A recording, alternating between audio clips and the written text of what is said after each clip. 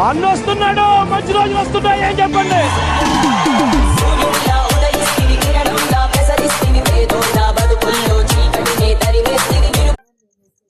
ఒకటి అప్పీల్ చేస్తా. ఇన్ఫ్యాక్ట్ నాకు ఓటు వేయని వారిని కూడా నేను ఇదే విజ్ఞప్తి చెప్తే, నాకు ఓటు వేయకపోవడానికి వాళ్ళకున్న రకరకాల కారణాలు ఉండొచ్చు. కులం కావచ్చు, వాళ్ళకున్న వాళ్ళ పార్టీల అఫిలియేషన్ కావచ్చు, ఏదైనా కారణం కావచ్చు.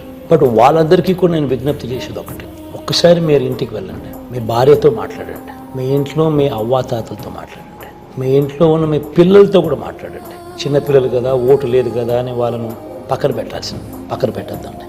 వాళ్ళ అభిప్రాయం కూడా తెలుసు. ఇంట్లో ఉన్న ఆడపడుచులతో మాట్లాడండి, అందరితో మాట్లాడి ఎవరి వల్ల మీకు మంచి జరిగింది, ఎవరు ఉంటే ఈ మంచి కొనసాగుతుంది అన్నది ఒకే ఒక్క అంశం మీ ఓటును గైడ్ చేసేట్టుగా